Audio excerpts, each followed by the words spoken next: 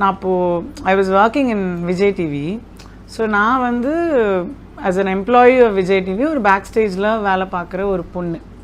இவர் வந்து artist. Front ஸ்டேஜ்ல நின்று பேசுகிற ஒரு பையன். அந்த ஒரு ஸோ அந்த அந்த ரெண்டு பேருக்கு நடுவில் ஒரு நட்பு. ஸோ அந்த ஆர்டிஸ்ட்கான ஒரு ஆட்டிடியூட் அதெல்லாம் இருந்ததா? இல்லைங்க, நான் நார்மலாக இருக்க மாதிரி தான் இருந்திருக்கேன். இவ வந்து இவரோட பாயிண்ட் ஆஃப் வியூல நான் ஆட்டிடியூட் த்ரோ பண்றேன்னு நினைச்சிட்டு இருந்திருக்கேன். தெரிஞ்சுக்கோங்க, நார்மலாவே அவருக்கு ஆட்டிடியூட் இருக்கிறது வந்து it's normal thing for him. So please register. நான் பார்த்த வரைக்கும் எதுவும் தெரியல. ஆக்சுவலி வந்து அப்போ ஐ திங்க் இட் வாஸ் ஜோடி லைவோ இல்ல ஏதோ விஜய் ஜோடி லைவ் நினைக்கிறேன். ஸோ அப்போ ஏதோ வந்துட்டு இவரோட காஸ்டியூம்ஸை வந்து நான் ஒரு ரூம்ல இருந்து எடுத்து இன்னொரு ரூமுக்கு வச்சுட்டேன், which he didn't know. So அப்போ எல்லாரும் முன்னாடியும் போட வேண்டிய விஷயமே இவளுக்கு கிடையவே கிடையாது. அந்த காஸ்டியூமுக்கு இவளுக்கு சம்பந்தமே கிடையாது. என் டிபார்ட்மெண்ட் தனியா போயிட்டு இருக்கு.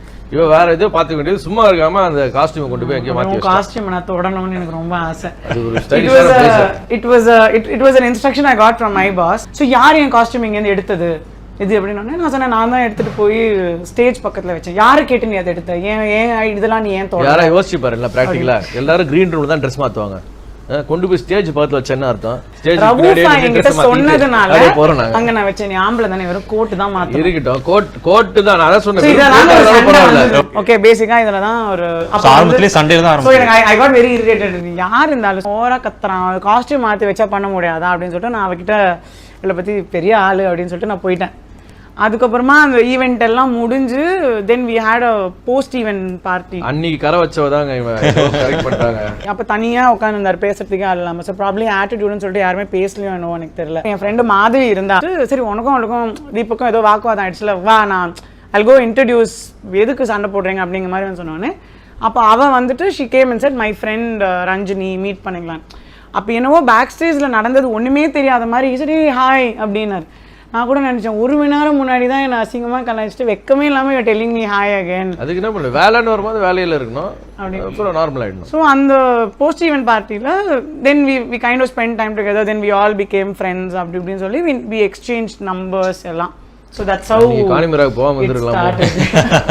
ஸோ அந்த ஷோ அது மாதிரி ஒரு நார்மலாக ஒரு ஷூட் முடிஞ்சு வீட்டுக்கு வந்து ஆஸ் யூஷுவல் ஃபோன் பேசிட்டு இருக்கிறப்போ சடனாக ஹி ஜஸ்ட் ஆஸ்ட் லைக் நார்மலாக சரி நான் உங்ககிட்ட ஒன்று கேட்கணும்னு இருந்தேன், நம்ம ரெண்டு பேரும் கல்யாணம் பண்ணிக்கலாமா?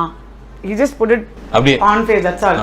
nothing ஒரு பெருசா ஒரு romantic thing நான் அப்படியே just then இது பண்ணோனே நான் I immediately told my dad. இது முந்திரி கொட்டாங்க சொன்ன உடனே நேராக கிளம்பி போயிடுச்சு பாண்டிச்சேரி, அவங்க அப்பா அம்மா இருக்கிற ஊர். போனோடனே அவங்க அப்பா அம்மா வழக்கம்போல அந்த பல்பு குத்து அமிச்சிட்டாங்க. அது என்ன காமெடினா, இவருக்கும் இவ்வளவு இதெல்லாம் மீடியாவில் ஒர்க் பண்ணிட்டு இருக்கா, மீடியாவில் இருக்க பசங்களாம் பொண்ணு கொடுக்க முடியாதுன்ற மாதிரி அவங்க அப்பா தான் சொல்லி சினிமாக்காரன் கிடையாது. அப்போ இதே அது லூஸ் அப்படியே வந்து என்கிட்ட சொல்லுது வேற. அப்படியே எனக்கு செம கடுப்பாயிடுச்சு. அதான் சொன்னேன் சரி கிளம்புன்னு சொல்லிட்டு அதுக்கப்புறம் 2 மாதம் பேசவே இல்லை. அதுக்கப்புறம் திருப்பி வந்தாங்க. எப்போ நான் அவங்க வீட்டில் பையன் பார்க்க ஆரம்பிச்சாங்கன்னா உடனே டென்ஷனாக இங்கே வந்துடுவா. ஏன்னா இவளுக்கு தெரியாது known devil is better unknown ஏஞ்சல்ன்ற மாதிரி ஒரு கான்செப்டில் நான் இருந்திருக்கேன்.